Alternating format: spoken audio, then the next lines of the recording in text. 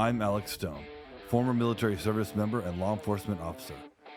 Now CEO of Echelon Protected Services, one of the fastest growing private security firms on the West Coast. And this is Ride Along, where our guests and I witness firsthand the issues affecting our community. I believe our proven method of enacting meaningful change through compassion and understanding is the best way to make our streets a safer place and truly achieve security through community.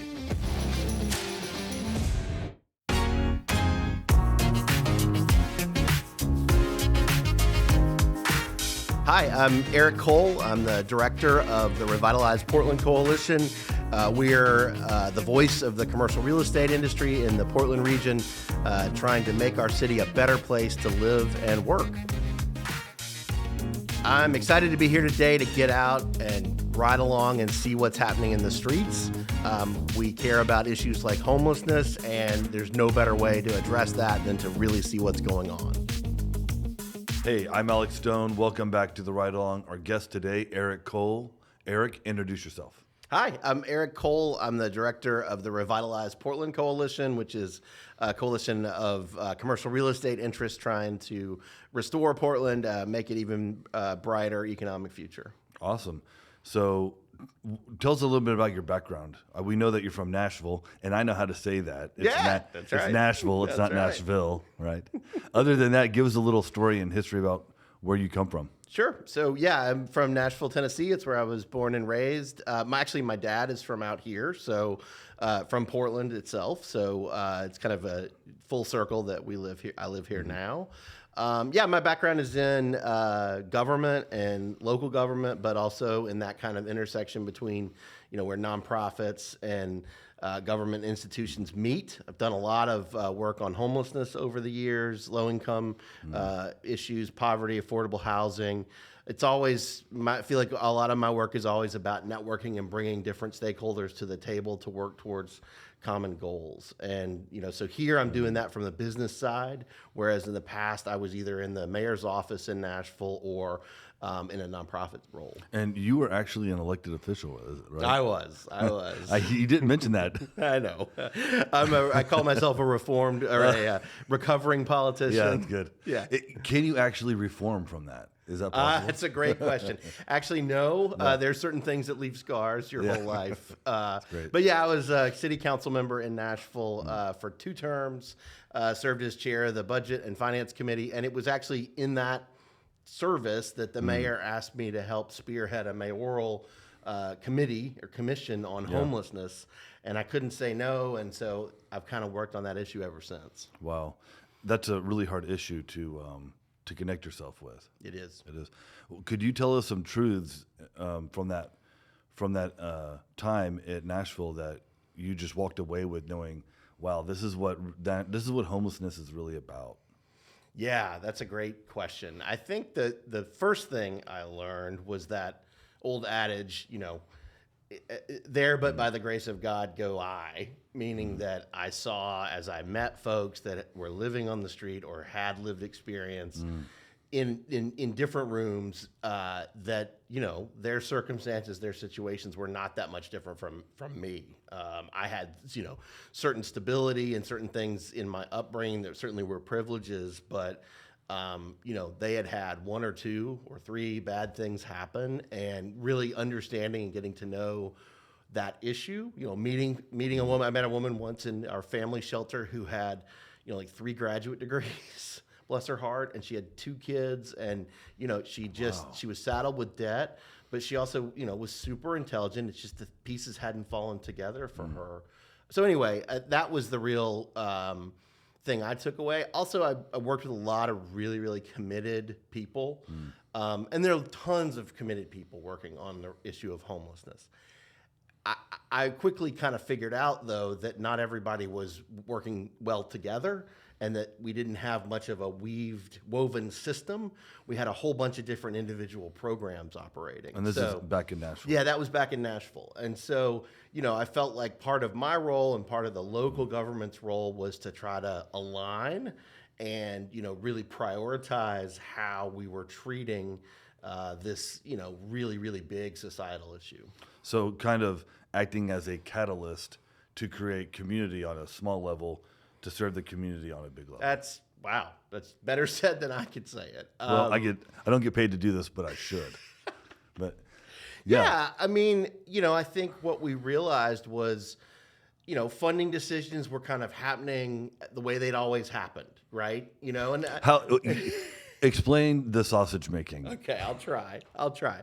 I mean, in this case, you get this big bunch of money that comes from HUD, federally. I'm just talking about the federal money. The Department of Housing Department of of Housing, Urban Development. Thank you. Housing and Urban Development. That's right. And for every community, they have, block grants basically that they provide. And then the community has some role in, deciding how those are distributed. And largely, when things get done a certain way, they just stay that way. And so what I kind of walked into was we didn't really have an independent governance process. And so I was fortunate enough to be asked to kind of get in the middle of that and lead it by some of the stakeholders. Not all the stakeholders liked that because the way it had always been done meant that their funding continued, right? But in order to innovate, in order to take on new challenges, so Nashville was facing a huge increase in youth homelessness. What was we had one provider, right? So one provider for the juvenile youth. Yeah. Oh wow. Yeah, and so in the entire city. In the entire city, yeah. And that's for sheltering, housing. That's right. That's right. They were literally doing sheltering in the back of their building on the coldest nights. How many beds? I think 10, the max 20? was 12. Wow. Yeah. And so I would imagine you have at least 100 to 200 homeless youth. Oh, easily. Easily. For what we could count. And as you know, probably more than that, couch surfing or, across the community. And, same vulnerabilities that we see in every population. But I think the other thing in Nashville is like shelter and services, the funding is so it's so little. It's all from private or philanthropic or, faith-based entities. So like we had very little public money going into it. So we would really only do our most active work when we had bad weather. So I ended up standing up a cold weather shelter for a week one year during an ice storm. I mean, I worked in the mayor's office. I didn't know what I was doing. But we had to, basically, to save people's lives. But it was at that point that I ended up with 4 homeless youth in the back of my car, driving them to the shelter. I've been there. Because they couldn't be in the congregate shelter because basically they were being discriminated against. Anyway, I don't mean to go off on that tangent, but I think that's what I learned was, it's kind of you do what you've got, you do what you can with the resources you've got in front of you, but you always think about, couldn't we do this better? Couldn't we have more of an impact if, we're looking further upstream? Yeah. I like to... The parallel I draw to the homeless issue is cancer. And, you might not ever get cancer or experience homelessness as an individual, but it's very likely that someone in your family will go through that during your lifetime. And it's the connectivity to that individual experience within your own familial system or community that can draw someone into better understanding that this isn't, a lot of time, it's not, what leads to homelessness is circumstantial. People don't really choose it. That's right. People might end up living in that space because they've become inured to it. They create an immunity for themselves, and it becomes just a part of life, being homeless. But the actual deep dive into that experience is usually unwanted. Almost always. Yeah. No, I think that's right. I think getting to that individual person's set of needs and, addressing the things that are in front of them is our challenge, right? But if we have the resources, we ought to be able to do that. I mean, the other thing, though, is we looked around at one point and, we would have high users of the system, folks that were experiencing homelessness, that had 6 or 7 case managers. Yeah. So, that they never saw. Right. I mean, and the case managers, They would see each one once a year. yeah. Or maybe they had a touch point with that person and then they were gone. So, one of the simple things that we started to do, and this came from, was case conferencing, right? Just putting, because in Nashville, you've got all these different providers and they're all their own organization and nonprofit. They aren't necessarily talking to one another. They might meet up in our coalition meetings or in governance meetings, but that's not like case review and so I think that's where that networking and that building community and trust between the providers and then technology can be huge in serving the system overall.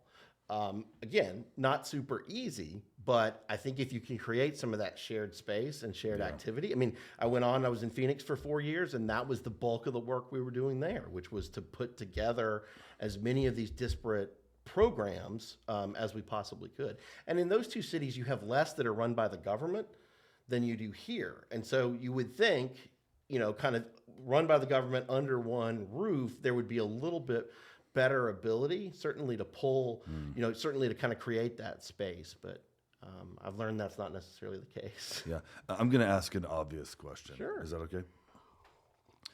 So in Houston, I worked with the youth and also adult homeless.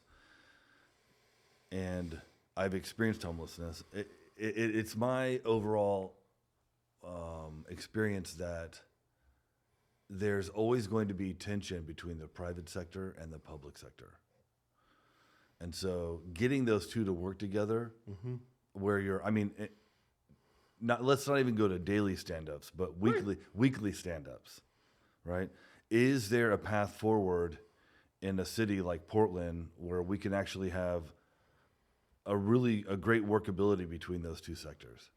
I mean, what does that look like? Yeah, I hear you. I think there is. I think it's why I was pleased to move here and be able to take on this challenge, because I feel like there are more resources at hand than either of the two places I've been previously. And this is what's interesting. I mean, our coalition is 25 different commercial real estate associations and businesses, Echelon and full disclosure, members, we're members, and I and we're always looking for more businesses and individuals to join us. What blew me away was the level of compassion and kind of understanding among the business leaders that I met with. They were frustrated that they didn't feel like they were heard or their issues were important to elected officials, but they weren't as a group turning towards, greater criminalization, lock everybody up, or just, some of the things you see in towns or cities where, they try to move the problem out of sight. I mean, I really didn't experience any of that here. I really have experienced our leaders saying, okay, we want to get to the bottom of this thing. We want to help. How can we help? How can we be part of the solution? And that's awesome. More of an integrated, holistic approach. Absolutely. And there is a place for law enforcement. Absolutely. And people who commit crimes have to suffer the consequences of those crimes. That's right. But healing a social ill that's not the place of the criminal justice system. In our commission and the work we did in Nashville, we intentionally put a member of the police department on the commission. Oh, that's great. Right? Wow. The best results we had were when we had a deputy chief who was also a big-time data nerd who really dug into the repeat arrests that they were tired of, right? The quality of life arrests they were doing downtown. A lot of public urination, public drunk, trespass. And back in Nashville. This is back in Nashville. Thank you. Which is amazing now. I go there all the time. I'm going there in May for a conference, Echelon Front Conference. And I love Nashville. They're always going to have problems. Oh, yeah. But absolutely. Nashville does it better than most. Yeah. I mean, Nashville's interesting because you have a lot of people that come to Nashville to make their dreams. I mean, that is a stereotype, but it's also true. It's the new Hollywood. Yeah, sure. Yeah. But I think it and Austin, similarly. And there's a great economy in the cultural sector, but you still can fall through the cracks. And there are lots of country singers, for instance, that will talk about their time, living on the street or down in Music Row. But the police were important to us from a data perspective, and also with them and the sheriff's office, we're also realizing the price tag of what repeat, so we did a chronic, he did a chronic offenders list, and we found a guy that had over 400 arrests in 1 year. Wow, that's more than one a day. Yeah. Wow. I mean, seriously, it's more than one per day. The cycle in the jail, was something everybody knew. And it was kind of this, repeat situation. So that was a place where it was like, okay, how can we then use, limited city dollars and private dollars and, kind of leverage that workforce and try to work at it in a way. And one of the big proponents of our work there was our downtown BID, the Business Improvement District for downtown. They actually hired outreach workers. I mean, that happens a lot nowadays, but then it was kind of very innovative. We're just now getting to that here now. Yeah, that's right. That's right. And so, suddenly you've got outreach teams doing direct access, direct services to the homeless population on the street, which is what we do here all the time as a private entity. Yep. Yeah. And one of the first things they did was, check everybody's eligibility for Social Security, and for TennCare, and on the all street, of a sudden, on the street, and they should be handing out IDs. Yep, they should full wraparound service on the street. Yep, that's what's required. Yep, I think the other thing going back to I just call it meeting people where they are. It is. It's meeting people where they are, but then it's also recognizing that our system itself is extraordinarily complex and confusing. I had friends. I had a friend who was a lawyer who tried to help. We had a fantastic newspaper written by homeless individuals in Nashville called The Contributor, and people would build relationships with their vendor, right? So this friend tried to help that person get their ID. Well, he realized he didn't have his Social Security card. Right. So this is a lawyer, right? This is a very, very smart individual. And he would call me and say, Eric, another week has gone by. He's missed. I am trying to figure out how to navigate this, and it is taking months. And so you kind of realize that we make the system really difficult for people that are trying to recover and get out of it. And, that's something we can also do something about. So anyway, I think, but the start is to understand that, and then to have folks that help navigate through that system. So to jump forward, you took over the executive directorship of Revitalized Portland Coalition. Explain exactly what that entity is, and how you're going to leverage that entity to achieve success in Portland. Sure. The coalition was founded by Jordan Schnitzer, great guy, Schnitzer Properties Incorporated, who basically full disclosure, that's a client. Yeah. Sure. And he's my employer, and has done an enormous amount of things for the city of Portland his whole life. Oh, he cares excellent. deeply, very much so, about this city. Great guy. And so most of his philanthropic work is in the arts and culture. Obviously, his parents were extraordinary public figures in the city of Portland. But basically, at the end of 2022, he gave a speech to a group of assembled realtors at an annual breakfast, and kind of just said everything that everybody was thinking. Which he's really good at doing. Yes, he speaks his mind he does. quite well. And he did. And he just kind of laid out the case for businesses coming together, but particularly the commercial real estate industry coming together and saying, hey, we are here to help. We have seen a better economic situation in Portland, but we also see a brighter future. Yeah. Let us at the table. Let us come in and get involved. So they started dealing with gnarly issues: homelessness, public safety, crime, economic development. I mean, really took on these issues and just started organizing themselves into, okay, what are the ways we can get involved and make a difference? So, I mean, I come along with my background in public policy and in coalition building, and in, kind of advocacy. And so that's really where we've tried to push, is to hold elected officials accountability, to understand where the roadblocks are. That's not always obvious.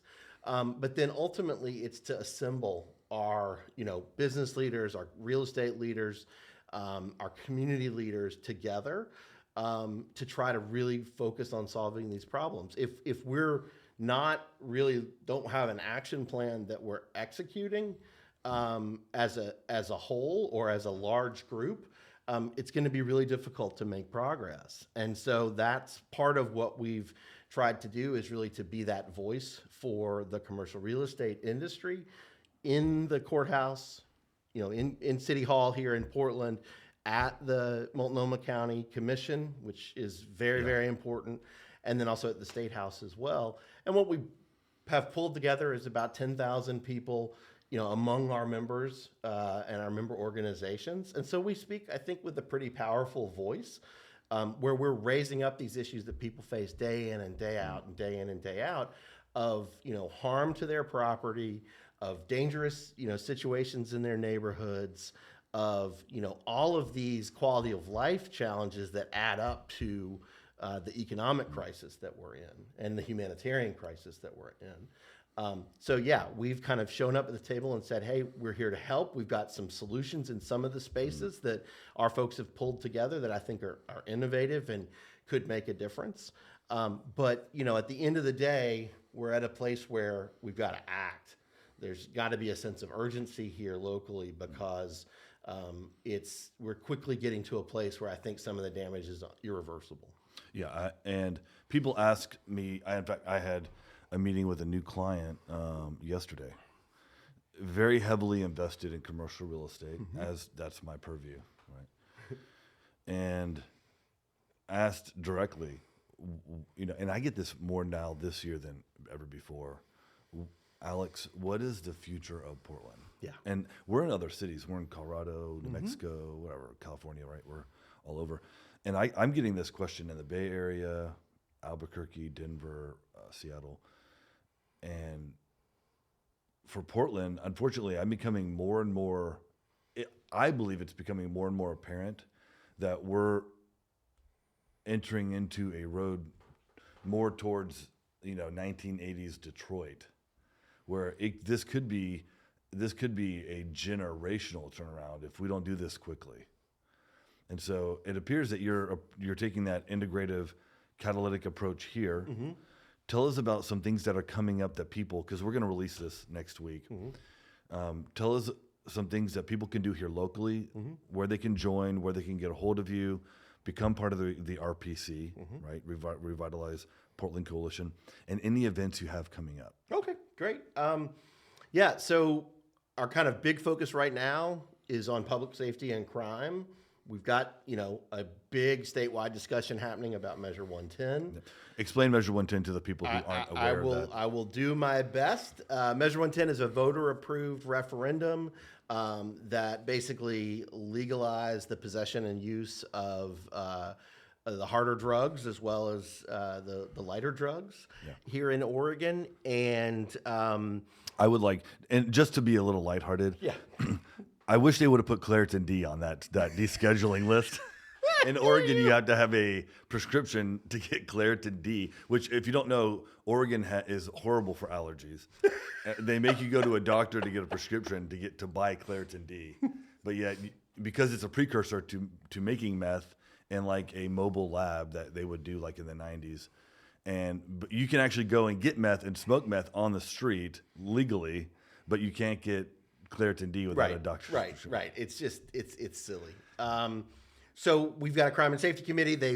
We have property managers, we have employees, we have neighborhood organizations. All the downtown neighborhood organizations have kind of been in alignment with us that, we have not seen any accountability around property crimes, smashed windows, graffiti. Yes, they are lower scale, lower level, even lower crimes, level theft, even lower level theft, bicycle theft. That's right. Yeah. That's right. Even cars, I think, and we have not had prosecutions happening in that space. We obviously have very limited, resources in law enforcement. And so that is an alarm bell for our companies, right? I mean, yes, it affects their bottom line, but it also affects the quality of life for our residents and for our tenants and for our businesses. I mean, the number one reason people have not returned to work downtown, if you ask them, why you don't come downtown to go to your office, is safety. I mean, that's not a challenge in a lot of these other cities that have tried to recover, you know? I mean, that are recovering, right? So that's another issue we can do something about. So our committee has pulled together with our biggest member, the NAOP, which is the Commercial Real Estate Association, an event on March 5th from 4 to 6 at the Armory. We're calling it Onward, the Future of Law Enforcement and Crime in the Tri-County region. We'll have the police chief, Bob Day. We'll have Commissioner Renee Gonzalez from the City Council. We'll have County Commissioner Sharon Myron from the county. And then we'll have Nathan Vasquez, who's Assistant DA right now, but is running for the District Attorney's seat in Multnomah County. So that's a great event. We'd love for people to turn out and show up. They can get that tickets. Is on March 5th. March 5th, yep. 4 p.m. to 6 p.m. 4 p.m. to 6 p.m. at the Armory. At the Armory. And that is a building that is no longer an actual armory for all those out there. Yeah. Right. That's it's right. an event center. It's an event center. That's right. But right in the heart of the Pearl, we walk what we talk, right, with local events. But, the idea here is accountability. It's to put those same 4 leaders in a room, tell us how they're working together, tell us what they need, honestly, like what else needs to happen. We tried very, very hard to get the incumbent district attorney to join us, and he refused. So that's unfortunate. We would love for him to be able to speak to our audience. We think it's really important, but he opted not to do that. So other things that folks can do. Our website is revitalizeportland.com. So check that out. We're on LinkedIn and Instagram as well. And they can reach out to me. It's just info@revitalizeportland.com. We'll hook you up onto our mailing list. We try to send out alerts for different issues that are going on. And we do have a wide range of issues. I mean, we just got finished working and advocating for the city to lower regulations on creating new residential housing, right? Because we know that pipeline and process is very, very slow. So we try to advocate on those different types of issues all the time, basically. So they can connect with us and get involved. Join one of our committees, or part of it we just help educate, and we try to give people the ammunition they need to kind of understand what's happening. This is a crucial year, 2024. We've got major elections happening. Yep. The city council, our whole form of government is changing, but you've also got 2 open seats that are in the county commission. I mean, those players make a huge bit of difference in these issues. And so that's the other thing, is we encourage folks to stay involved, to run for office. There's still time to file and register, but to really understand those candidates, and then hold our platform of issues and our expectations up in front of them. So we're in the process of working on that, which is the slate of issues that we care about as commercial real estate leaders, and the things we think that the next county commission and city council should take on, so that we can put that in front of the candidates as they're filing. So pushing those legislative efforts. Yeah. Legislative, administrative. Yeah. I mean, in some cases, there's lots of things that they can do. It's just an executive decision. That's right. Or a council vote or a commission vote. That's right. And I learned inside government that sometimes, the best actions that can happen are not even legislative. They're, trying to make department heads or departments work more closely together. Yeah. Right? Not cutting or necessarily firing people, but having your permitting really closely working with your planning department. Integration. Absolutely. Integration, innovation. Yeah, that's right. Erik Cole, thanks for joining the studio portion of the Ride Along. I appreciate you coming in studio for this, because this is an issue that we both deeply care about. It is. We're going to go get informed. I'm very excited. The way we get informed is we hit the streets. Yep. This is not the field of dreams. We're not going to build it, and you don't have to come and find us. We're going to go hit the streets of Portland, and we're going to find you. We're going to get your feedback, and we're going to ask people on the street what you want from us. That's great. You ready? Way to do it. Let's do it. All right. Excited. We'll catch you later. Great.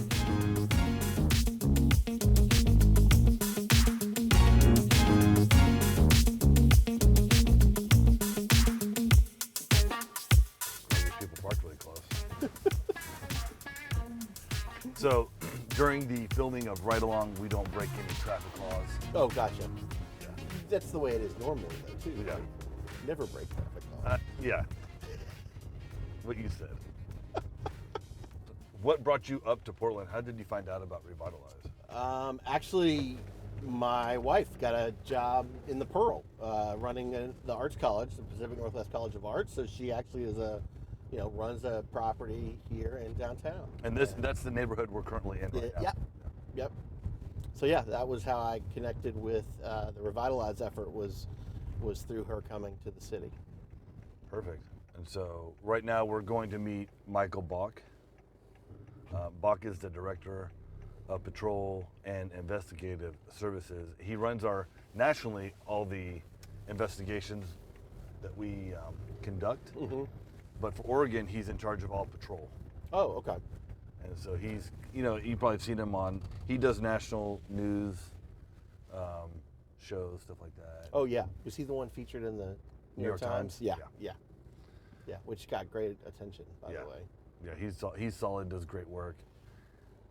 Really good guy. We're going to meet up with him. He's going to jump in, and then we're going to go on patrol. Okay, fantastic.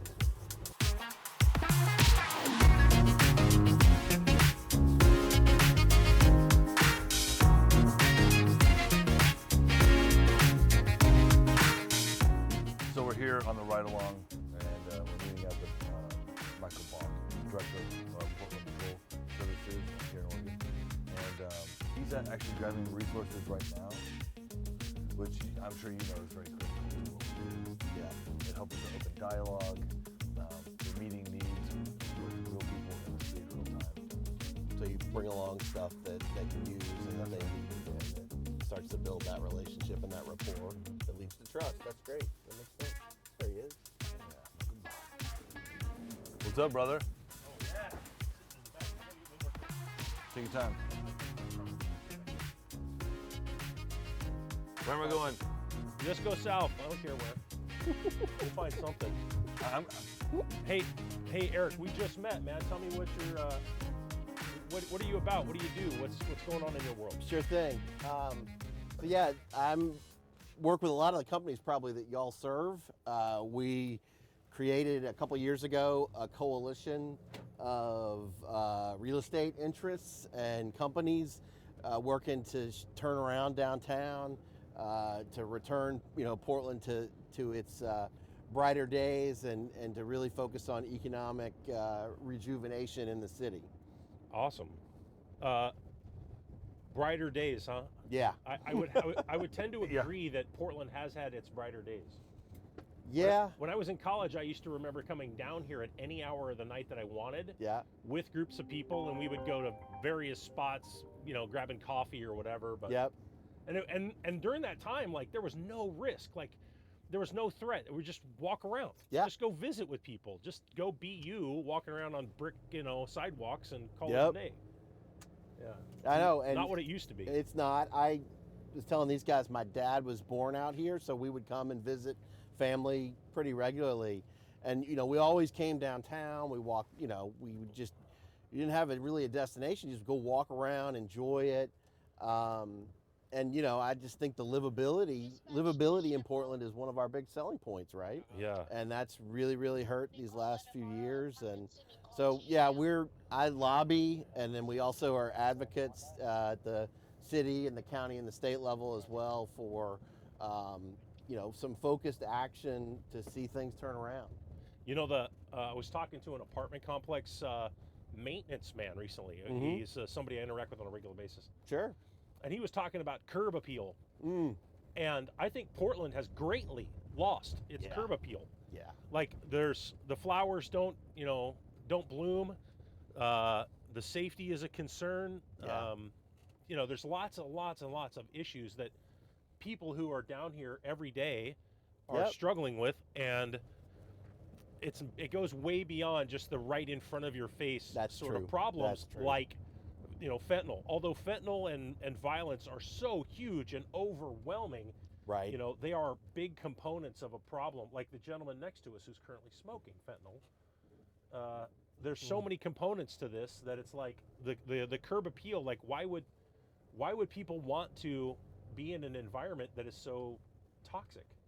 And unless there are significant efforts made to make change in that regard. No, you're right. And so part of our coalition is not just the owners, but also the, as you say, the property managers, the engineers, the folks that, you know, run the properties day in and day out. And, you know, they kind of feel like their voice has not really been heard by the governmental officials or other folks in charge, because they, you know, they're cleaning up the trash, they're dealing with the hazardous materials, they're seeing the impact on their tenants of, you know, dangerous situations, frankly. And, you know, we have several that are really compassionate. They want to see, you know, they literally come to us or come, you know, want to know how to refer people to get help and resources. Their main priority is their building, right? But they don't want to just, you know, they really want to provide some solutions and some help in the process. Yeah, no doubt. Yeah, no doubt. I mean, that's a long-standing, you know, problem or, you know, modus operandi of many people down here. They have good hearts and they want to help. That's right. But ultimately, if you make the situation unlivable, if you make the situation not profitable, then they've got no profits left to give to other people to help them. Yeah. I mean, it's not about one ideology or another, but if you're going to make somebody choose between, you know, a thriving location and not, I know where they're going to go. That's right. Yeah. Well, when you talk about like advocacy, I mean, obviously I know what advocacy and means, but can you put absolutely put some legs on that? Yep. So one of our focuses is crime and public safety, and that's how, you know, we interact with. We try to interact with the police bureau, with the city council, with the mayor's office, as well as, you know, Clean and Safe and the other entities that are working on enforcing the laws in Portland. You know, it's interesting. A lot of our folks kind of came together and said, look, we see all these problems. You know, first few times I met with them, it was a group gripe session, right? A lot of, you know, blowing off steam about. A lot of anger, I imagine. A lot of anger, yeah. A lot of frustration. And a lot of that came from not knowing what was going on, from not understanding, you know, asking who's actually in charge, or, you know, are we getting the accountability? Are we able to hold our elected officials accountable? Yeah. So a lot of what we did was just kind of start digging into, okay, we just started researching the issues and finding out that, you know, a lot of crimes and issues that happen downtown are not getting charged, right? And that's a real frustration, I think, for our owners. I know you see that all the time. All the time, yeah. They got to the point where they were literally only doing felonies. Right. And, you know, so there's a lot there's a lot there. Yeah, it's a lot, and I think what we try to do is untangle that tough issue, and try to find some ways we can poke the bear and make it a little bit better in different places, from the DA's office to the PPB's office to the governor's office, even, right? Yeah.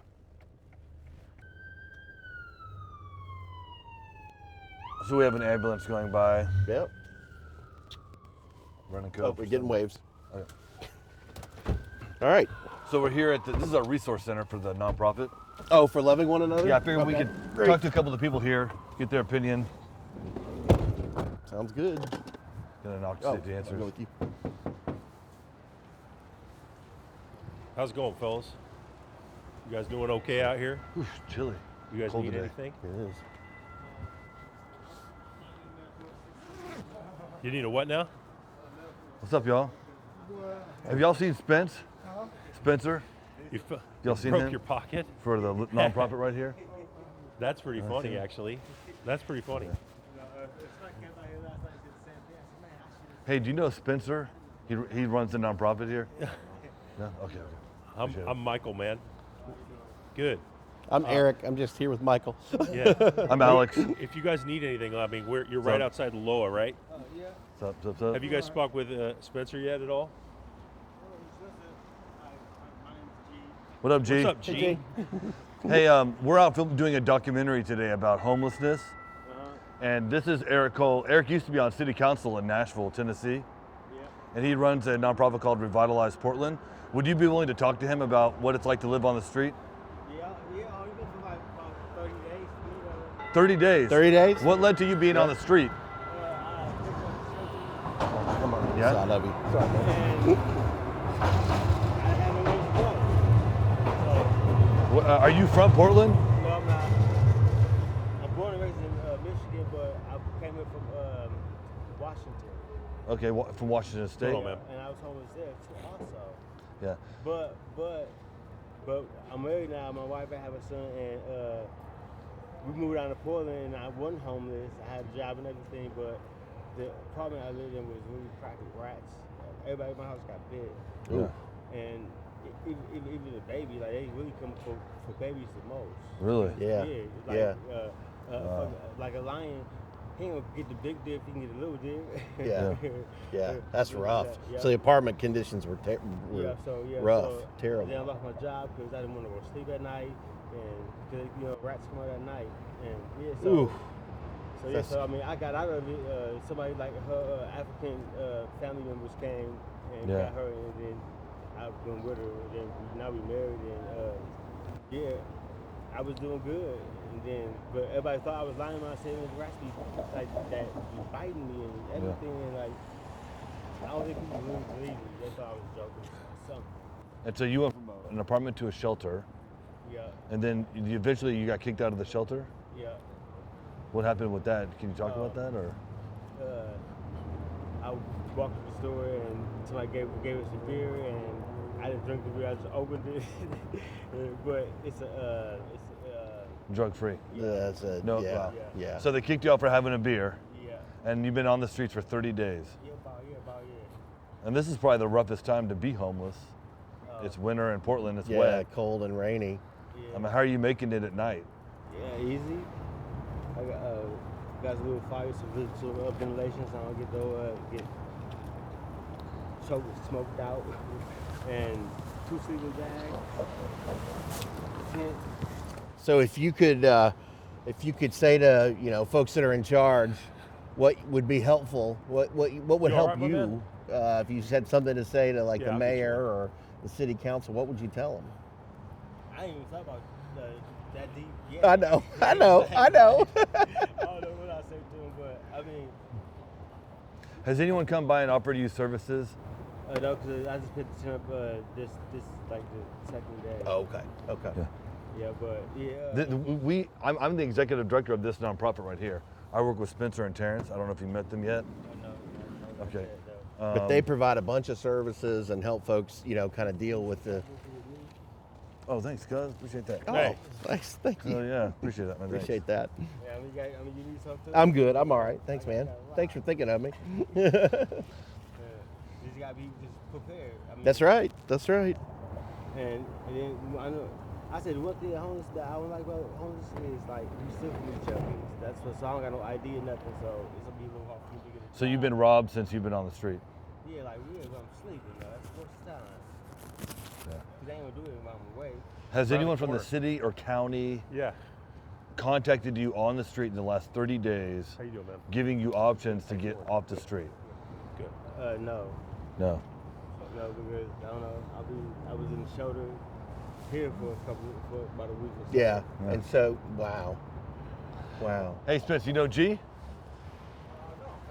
He's only been homeless 30 days. Yeah, he's new down here. Great guy. Want a cookie, This is man? Spencer. Oh, okay, yeah. Yeah, I got. It's good to see you, bro. I was just walking around passing out cookies this morning. You guys. Gee, we appreciate you talking to us. Yeah. Yeah. Hey, you try to get inside? This is my first day outside. I was Want a cigarette? upstairs in the You in Portland Rescue Mission? Yeah. What happened over there? Are you staying nearby, Man, brother? I just wanted to be outside. Just want to be outside? Or Yeah, okay. because I don't know. Hey, here? If I was working, I was going to bed at 10 o'clock. I see. It'd be okay, See. but sometimes I'll be. Knock, knock. Anybody here? Yeah. So they have a Anybody curfew home? at 10 o'clock, Yeah. and Guess if I you, actually you know, an extra this is sugar. one of the things with, you can't have any Yeah. conjugal visits. Yeah. So if you want to be intimate, you can't do it inside, Right. which is important. Right. There's curfews. I mean, you can't even go outside after 10 o'clock. Right. And there's Not those on life me. restrictions that make people feel like Don't it's think. more institutional Yeah. and not as actually, I do. compassionate. Yeah. Well, Right. I understand rules. You gotta have rules. Sure. You gotta have rules, but I mean, some of them are pretty restrictive. Yeah. And that's why they have tents outside so they can have conjugal visits outside. Oh, I see. It makes I sense. see. Yeah. I see. Cool. Well, AG, I appreciate you. This is our resource center. Spencer is the director of all services, so he can help you with anything you need. From 2 to 3:30 tomorrow on Wednesday. Whatever you need. At the moment is, I think that ID. Yeah. Yeah. Yeah. But I know how to overstate ID. So you can get a free ID through TPI.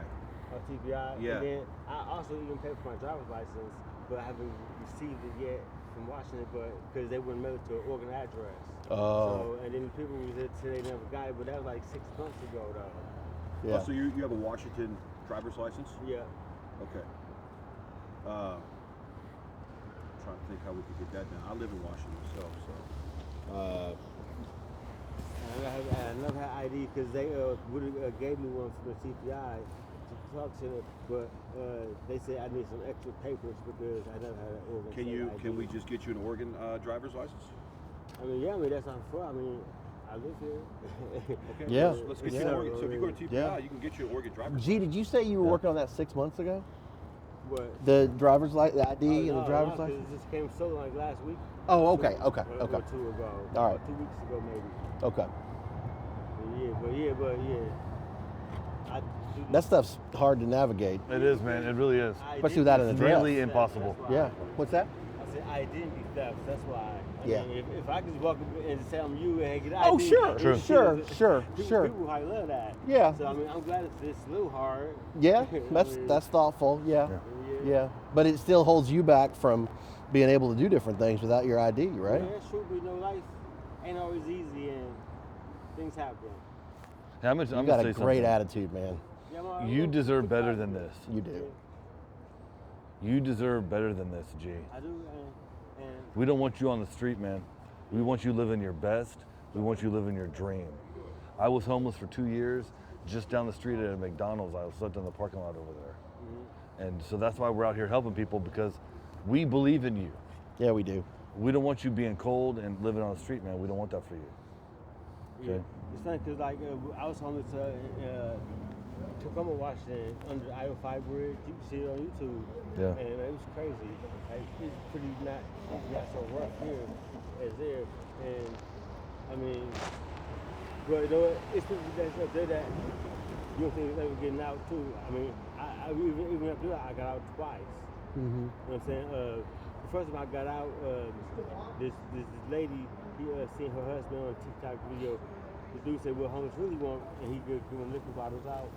Damn. And she seen him on that video, and came and got him like the next week. That's good.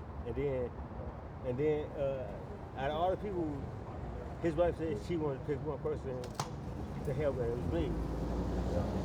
But what happened with that? That was another situation.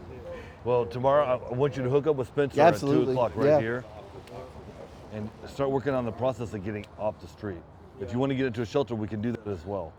Yeah, I mean, my whole plan is my first step would be ID, ID, then get a job, and then from a job, so when you got money, you can go get housed almost anywhere if you got the money.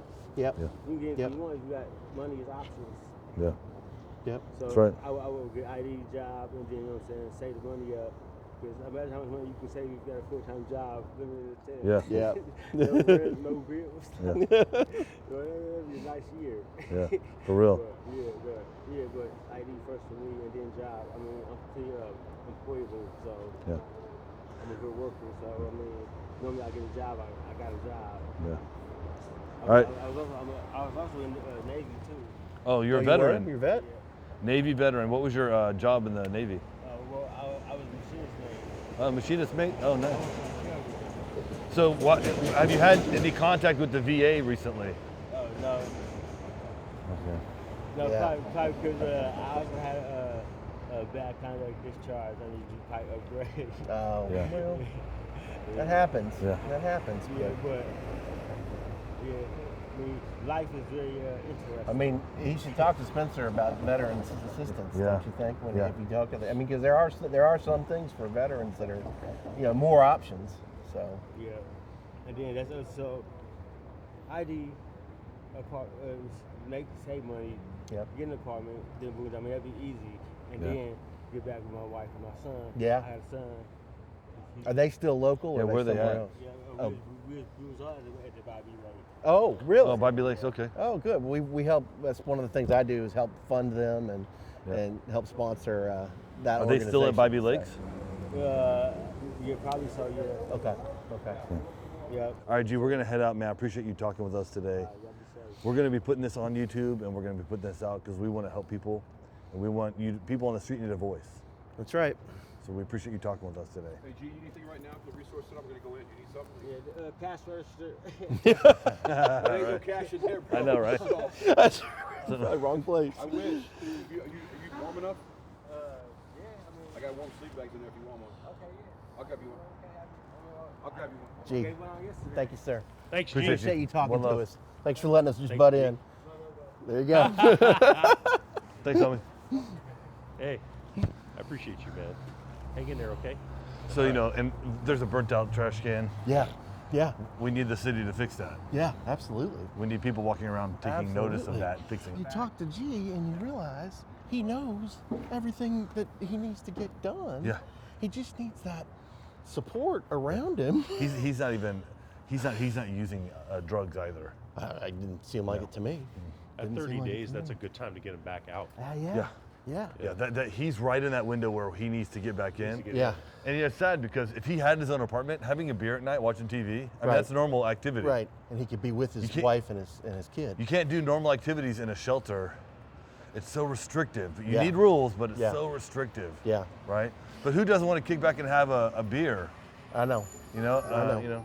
So it's, I know. it's pretty well, tough. and again, who knows? Well, yeah, It's tough, man. it is tough. All right, Real so tough. Let's boogie. we're going to wrap here. Maybe we go somewhere else. Maybe hit up North Park blocks. How you doing? I'm down. Yeah. Spencer. Oh, Spencer. Hey, Oh, Eric. gosh. Eric, nice to meet you. Erik Cole, Revitalize Portland Coalition. We've met. think- I've met When you did we meet? several places. I think. Have we? Yeah. Oh, okay. Yeah. I'm bad with It's names, fancy so. things. Eric, you said? So, Eric. Yeah. He was on city council in Nashville. He helped lead a lot of the homeless initiatives and write legislation for the mayor's office and governor's office in Tennessee. Yeah. Okay. Yeah. So And I'm then working here Jordan now. hired him. Um, Sitzer hired him. doing the okay, policy stuff. Yeah. Okay, good. Good. We need Yeah. that. Yeah. Right. we do. what we can. We need We money. helped, We we need helped money. Bobby Lakes get their county money last year. Did you That get was a help big with that? part Okay. of it. So Good. That yeah. needed to happen. Oh yeah. Yeah, it did, yeah. We 3 or 4 more of them, don't I we? know Ken Thrasher. You know Ken Yeah. Ken Yeah. was calling me. He's like, so what do you think about Bobby Lakes? I'm like, that place needs to stay open. We're in tr- Exactly. We're, Oh, yeah. Exactly. Yeah. Exactly. we're in trouble if it doesn't stay open. We can't go. I mean, we can't go backwards. You know, like And that would at the be- very least. That would be like 10 steps backwards. Right. Yeah. Right. We'd right. have families. We'd have good people back on the street Yep. that can't go to work. They can't do those things Yep. anymore. Yep. That's the biggest thing. I mean, it's the example, honestly, of the private sector saying, "Hey, we want to jump in and doing Yeah. something." And my Right. boss, you know, Jordan Sitzer, he ended up buying the old jail and property. He Right. didn't get into it as an investment. He did it because I forgot about that. Yeah. he knew donated that for $1, right? he did, Yeah. and so now they get $1 a year in rent, good deal, but are $1 a super year. proud of that I don't know, man. organization. Can you find a better deal? Well, I mean, yeah. Look hard, bro. You might. 50 cents, I don't know. Let's shop around, shall we? You got any other properties for rent? right? No, that's amazing. What You know, did. Like, I that mean- that was legit. You know, and he didn't really know the Helping Hands folks ahead of time, but then he saw their model and saw what they did. You know, got to talk to Alan and hear his experience, and Yeah. it was just that's the kind of commitment that folks want to have folks do. The thing is we throw so much money, wasted money into all these different programs, right? Yep. Why not throw it into a program that Absolutely. works? Absolutely. That's right. For everybody. Absolutely. It works for everybody, Yep. right? Yep. I mean, Where you're making that kind of contact face to face. Direct service. Direct service, building day. a relationship every day. It's got to Every be. day. It's got to be repetitive and you can't come consistent. down here and feed somebody lunch That's right. once a month and think you're going to get people. That's in the exactly shelter. It right. doesn't work. We're gonna roll out. Okay. Hey. Good to see you. Nice seeing you too. Love I'll you, see you brother. soon. You need anything, Keep let us up know. the great work. Appreciate you.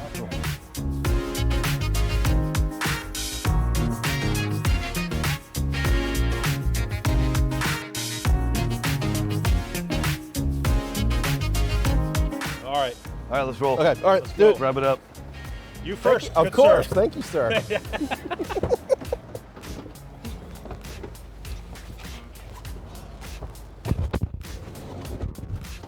G's a nice guy.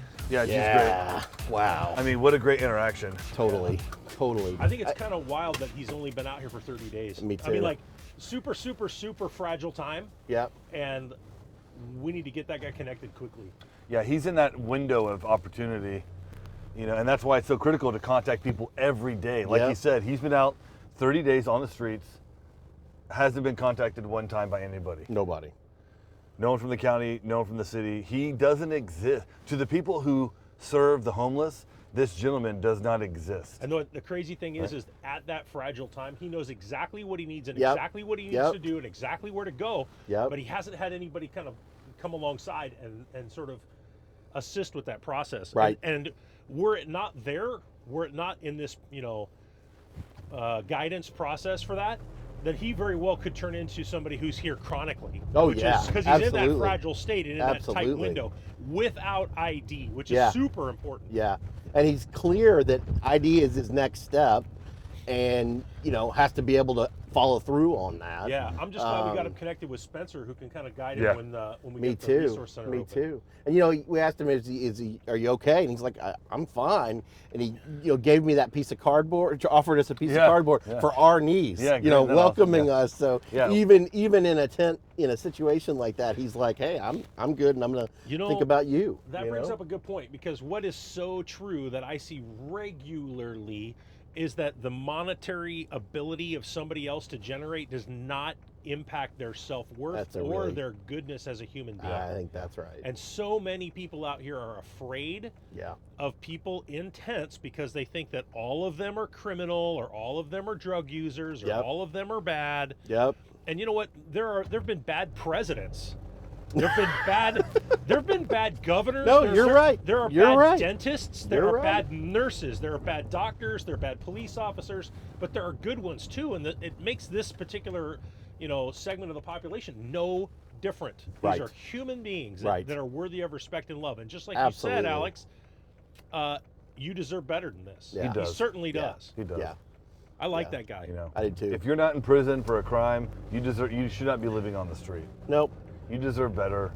Well, and you think Society about should not be working towards punishing people. Yeah. We need Yeah. to stop accepting low standards, and we need to lift people up. Well, We and gotta you think about how any of us would react if, you're separated from your wife and your kid because of something that happened, that may or may not have been in your control, right? Like, so he's motivated to get back to them, but also like what that shock would be to any of us, right? Would be just dramatic. I feel for the guy. But you realize, like, sticking with him, following up, kind of, that consistency that y'all provide is really important. Yeah. And starts with listening and understanding. But Yeah. So right now we're headed to the North Park blocks. This is an area that has been was at one point affected heavily Dude, by did you crime. see that guy's leg?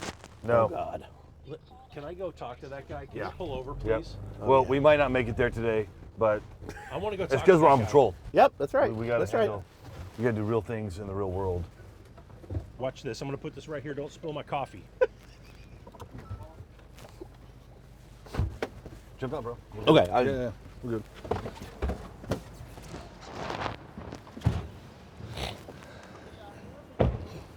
I think we might have talked to this guy about his leg before, like a month, maybe like several months ago. Okay. Hey, fellas, I was just driving by, my brother, and I saw your leg, and I want to help you. Your leg looks like it's really bad. Can I help you?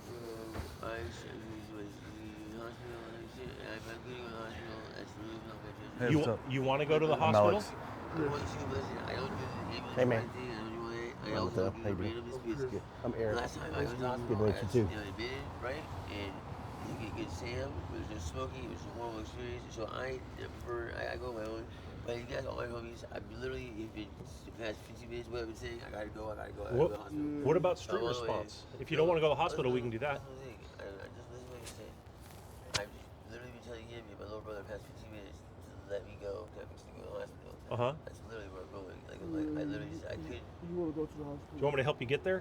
No, I'm going back. So I just, I appreciate the concern with you. Well, here's- But I understand what's nasty, and I'm happy to go. I wouldn't like you, my buddy, you ever you sleeping on that like rolling cart for the subway for like a month. Yeah. Yeah. Yeah, he don't think I don't know all he lost with the show, but whatsoever. I get you, brother. I get you. Can we get you into a hospital? Yeah, I'm going to go to the hospital myself. Like, yeah, I'm going to the hospital, like, literally. That's what, bro. I always have down here right now. Hey, bro, I'm from Texas. I know you're from Austin. I was homeless on the streets here in Portland and in Houston, where I'm from. I'm telling you right now, bro, you're gonna lose that leg unless you get it taken care of. I know that people don't want to go because you go to the hospital and then when you get out, you can't get a fix. Yeah, well, I know people don't want to go to the hospital for that reason, bro. But I tried to go back. I want you to know something real quick. So I went to the hospital. They admitted me, right, for whatever 8-10 days. I'm there. Okay, I get out and he tell you I'm out here and I'm trying to change it. You know, take care of myself. I spent $150 of my own money, whatever, on badass, all these top-notch antibacterial bands you fucking want me. A whole bunch of this shit, dude. And I'm changing it, but then my check got ringed on, you know, I got fucked off. I lost it, and it got infected again. So I went to the fucking hospital myself. Street response came and got me, and they put me in a taxi to fucking, where was it? I went to Emmanuel Legacy, bro. And you know what they did? Swear to God, dude, I was there for fucking 3-4 hours. I fell asleep. I woke up. Didn't even talk, didn't draw no blood, nothing. I fell asleep in the gurney. I wake up 4 hours later and I'm telling you, okay, you're being discharged, you prescription for antibiotics. You get change of bandage, here's bandage. They eat like 5 or 6 like loose random shit they had in their junk drawer, right? They kicked me out the door at 3 in the morning, right? We know about pass. Yeah, we know about pass, and that's it, dude. Even the EMT who first unwrapped it, the first got in there. Okay. Can we get you to the hospital, though, buddy? I'm gonna say it, dude. They kicked me out, and literally, I'm telling you, man. He peeled my dressing in the material. And he literally said, "Yo, the infection's so bad, it's tunneling. You go like tunnels of pus. And can I fucking talk, bro? Can you fucking let me talk? Bro? I'm listening to you, buddy. I'm listening. Literally, he pointed out those tunnels of pus in my shit, and he still, the doctor, didn't even look at that, dude. They literally just cleaned it and fucking bandaged it and put it back on the street. So, what makes me, why should I believe that you can somehow magically get me a bid in the hospital and get my leg treated the way you treated? Honestly, I just have a very little faith, man. Where I'm planning on going right now, I was going to go to OHSU. I don't know why you don't believe that's where I'm going, but I was going to OHSU because there's a bus right there that'll take me straight there, and because I've also been told I don't want to get so they're in the and also been told that you good work there. Is it open? Yeah, but what's the side door? Hey. Sorry. Hey, man. I'm gonna ask you quick and easy, yes or no. Do you want us to get you an ambulance or get you a ride to the hospital? A ride to the hospital would be cool. But honestly, dude, there's no difference between me going myself and then you ride to the hospital. Like, here's why I'm sure that I'm gonna go. I'm gonna go. But the ride to the hospital is cool, but like honestly, dude, like it's not gonna get me unless are you gonna call ahead? You have to go ahead back door to talk to make sure I get admitted. If so, then yeah. But if it's just gonna be the way they did street response last time, they put me in a taxi. I thought they were gonna like know who I was when I got there. They didn't know who I was, dude. They fucking kicked me right back out. So if that's the case, I'm just gonna go out what I was gonna do anyways. And just go get on the bus 8 and go to the bus go myself. Okay. Man, I'm not lying to you. I don't want to lose my leg, bro. Like I don't want to lose my leg. I'm a skateboarder. Sure. Like I don't want to lose my leg. I'm not retarded. You know, she's fucking funky as fuck. I wasn't in a position financially to be able to go because when you're thinking she was fentanyl, she is I was doing every day. Like I can't just go and go to the hospital like that. You know, I have to like I've been doing my own little weed, you know, and I'm down to the point where like my methadone alone is helping me. So like that's the only thing that makes me go to the hospital is they can put on methadone. Appreciate you. And I'm real, man. I'm not doing anything. I'm just when he cuts me and shit, it's just I'm blunt. He's willing to go to the hospital. I'm blunt. We can take him, or we can call a cab for you, or I can call But if the Hope van, which takes longer. But I mean, What I'm saying is like I'm going. I'm not yet. I'm sure you always have a little faith. I'm telling you, dude. I'm going to the hospital tonight. That is my game plan. This is my game plan since yesterday. When I first pulled the van off, and I seen how funky it was. I rode the bike up to fucking the park. And I see how nasty it was. And then the fucking Trimac dude today told me the fucking customer service guy on the Trimac was like, yo, I'm just saying, sir. Like I'm so concerned.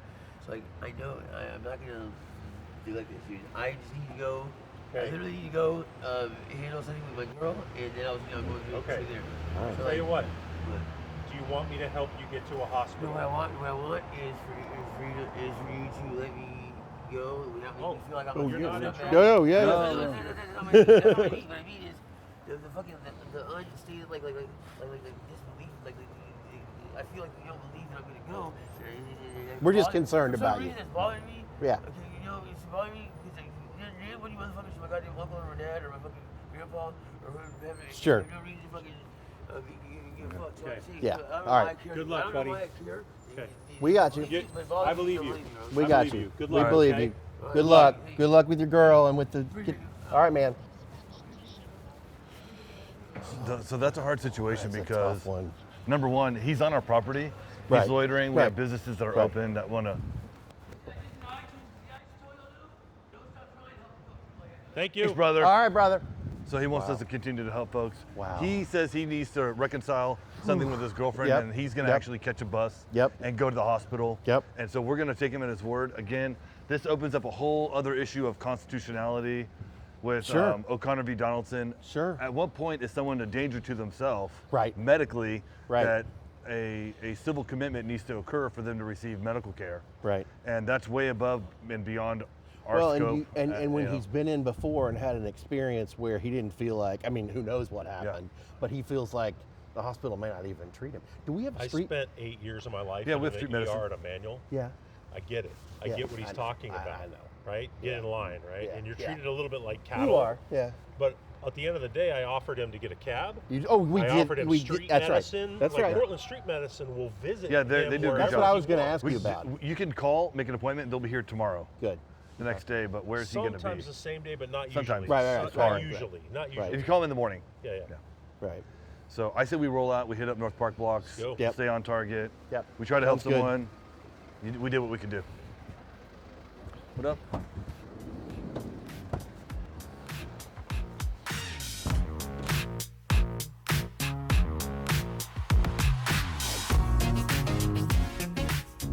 Cool. All right, we got a guy named, he goes by John, I think, right? Totally.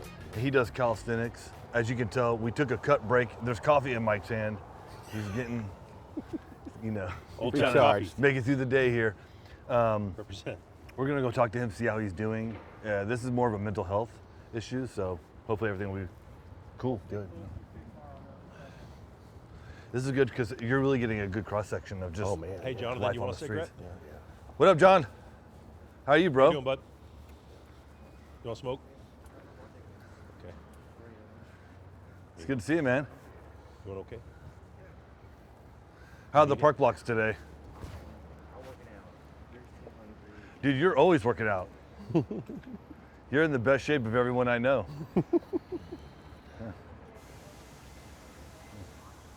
Do you need anything? All right, you don't cool. need anything?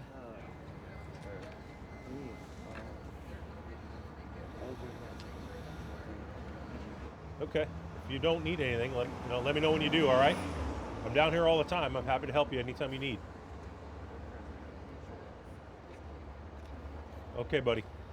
See you, All John. right. Have a good day. Cool. So that's John. Let's cross over.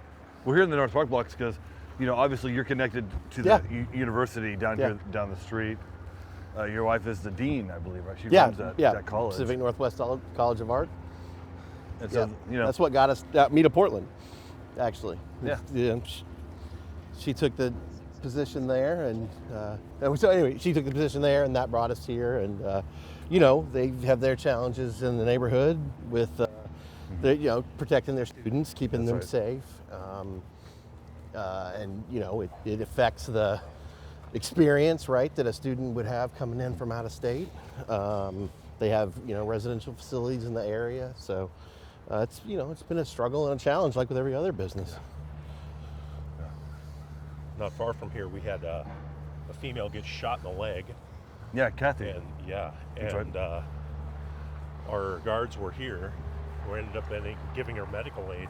Wow. Put a tourniquet on real quick. Yeah. Likely saved her I was life. gonna say probably saved her life. Yeah. Yeah. So we ran into her again. Really, really, really nice gal. We're still talking to her, trying to get her into housing. But Yeah. this right now it's really clear. Yeah, it This really is. not It looks looks so much. I mean, it is. Yeah, we put So much better than it used to be. We put a really big emphasis. There was about 6 shootings within a 2-week period. Right. Gang related. There were just within a block or two. There were 2 separate memorials of 2 deaths that occurred in the area. Jeez. And one of our guards was in the area, and he could hear the shots getting closer and closer to him. Ooh. yeah, they So were it just was walking like- down the street, shooting tents. Bam, bam, bam. Oh. Then they would walk. Bam, bam, bam. Walk into another. Forget tent. about how dangerous it Yeah. is to live on the street, right? It is. Like, it's not safe, and you don't have some of the protections that people have when they're inside. Yeah.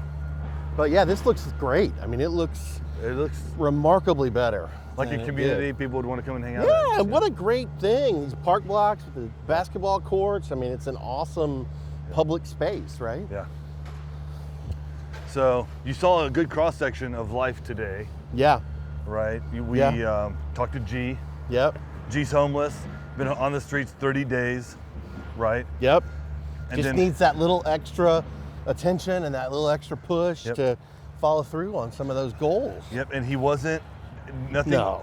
He wasn't. He was showing no indicators of drug Right. intoxication. Nope. Very clear. Very Very lucid. clear-minded. Yep. His pupils weren't constricted. They weren't. Oh, right. They weren't overly, too open. Right. And so he was a guy who was lucid and clear, could make his own decisions. Right. We encountered another gentleman who, the gash in his leg and the redness in that leg, right, really shows that he's gonna end up having to lose that leg if he doesn't Yeah. get real medical care. Yeah. But yet he was drug induced. Yeah. I would even say in a drug-induced psychoses, incoherent most of the time, Yeah. and so Rational and good decisions, Nope. hard. not right there. Nope. A lot And of paranoia. And then we have John, who we just met, not clear-minded, Right. mental health, clear Right. mental health issues, Right. nothing drug-induced I was about gonna say, it. do you think any of that substance, or is that Not just with mental health? Jonathan, No, no. it's all mental health. Wow. One guy was a veteran, Yeah. clear-minded on the street. Right. Another gentleman, a former gang member, obviously he had gang tattoos, Yeah. Texas Syndicate, prison-style tattoos from his Yeah. face from doing time in Texas. Yeah. Drug-induced, unclear, and then you have someone with mental health, no drug connection, no tattoos, nothing on him. No. And those are 3 types of people we Absolutely. just within 2 hours that we've Yeah. contacted, Yeah. and each of them needs a unique solution. Exactly. And each of them needs that individual approach to Yeah. get them what they need and to help them. Bach, thoughts? I just really appreciate it. I really Yeah, appreciate man. y'all taking me I'm out. glad that you came today. Getting to see what you do every day. Well, the environment that we're in is one where everybody's hurting on the outside. Yeah. Good point. It's really easy to see Good it, point. right? You and I walking around in our regular clothes, our Yeah. hurts are closer to That's the center right. of the onion. No, that's right. Which it does 2 things. It makes it harder to interact with them and hard for people who could be embarrassed by some of That's those things, true. right? They're That's out there true. with that. But the overcoming force on this is the power of genuine care and relationship, Yeah. right? Absolutely. As if people care and they know that you care, and Yep. they're like, hey man, I'm here. I call Yep. you by name, you call me by name. I That's introduce right. myself. Hi, my name is Michael. That's I right. got nothing to hide from you. That's Why right. do you have a camera? For everybody's protection, because camera's not Yeah. gonna lock. Well, and Yeah. we're also on private property. You're on a property that I'm contracted to provide security services for. Right. And Right. so I'm well within my rights to record myself on my own property, Right. right? And we're just trying to help you. Absolutely. We want you to go to the hospital. Absolutely. And it's Gosh. amazing to me. I don't get a sense of apprehension to, you look like a law enforcement officer, right? But Yeah. I don't even get that sense of apprehension from the people we talk to. I think there's a degree of exposure. Yeah. the lion's share of people down here, I mean, myself and my coworkers, we've talked to before. Yeah, we know that's we know obvious. people by That's name. obvious, They know yeah. us. Yeah. Hey man, how you doing? Yeah, as we How drive you around, y'all are been? like, that's That's so-and-so, and that's That's so-and-so. so-and-so. Yeah. And the relationships that we are building are time consuming, but in the end, if you're playing long ball, That's it. that's the winning That's ticket. it. We always want like that quick fix, but it's Yeah. got to, you got to have this repetitive, and you got to stick with it. First, thanks for coming out and Oh taking yeah, a look at us. appreciate it. I think that all of us can recognize that Portland's a beautiful town. It has got wonderful people in it. Yeah. It has got incredible people with a philanthropic heart who are in the private sector. It's got people who are greatly hurting that are out in the public. And the redeeming qualities of this environment are many. Yeah. But right now, it's upside down. The Yeah. world's turned upside down. The crime is out of control. The narcotics addiction's out of control. The mental health is out of control. And really, if we care about other people, we're going to get involved and Yeah. start making changes. Yeah. I mean, look at this and look at where we're at. I This know, place is it's great. gorgeous. It's fantastic. It's gotten a lot better. fantastic. Yeah. It has gotten a lot better. But at the same time, there's so much work still to do. Well, and I just, I see so much promise in us coming together as opposed to just being pushed apart. Always. And that relationship, that understanding what is happening on the street, building the trust level with the individuals is so critical. We can take that to scale. We ought to be able to take that Definitely. to scale in Portland and be able to solve some of these problems. Yeah. Sure, we have limitations in resources in some areas, but that doesn't mean you don't care up front and offer what we can offer, right? Yeah. So I'm as odd as it sounds, I'm hopeful having spent the day And that's with y'all. what I like about you. Eternal optimist. An ever-flowing fountain of optimism. Yeah. Well, I think it would be different if we got, shoved away or, got yelled at or told, I don't, get the... No, people did. people will talk to We us. did, but that Yeah. takes time for them to Yeah, overcome exactly. that. Exactly. But in general, pretty well received. Everybody we talked to. Yeah. So, Yeah. Well, Eric, I start. want to thank you for coming on the Thank ride along you. today. Yeah. You're an amazing guest. I hope that you can use your power and influence to bring about We some need change. more people to do these ride-alongs, don't Yeah. we? We need Yeah. more people to do these ride-alongs. Please Yeah. solicit people. Find us on YouTube. Find us on Facebook. Eric, again, tell us what's going to happen. You Oh have yeah, this event coming so up. 5th of March at the Armory. We're having a public conversation on crime and safety in the Portland area. 4 to 5 p.m. You can get information on revitalizeportland.com, and love for people to show up and hear from our elected officials, police chief, candidate for district attorney. Talk about how we can do some system solutions to a lot of these issues. So it Perfect. should be a good conversation. Join us. Join us. We'll be there. Ride along podcast. Appreciate y'all. Let's head up. Awesome. Thanks, y'all. Thanks, Appreciate y'all. it. Thanks, y'all. Thanks, y'all. Good time. It does look really good today.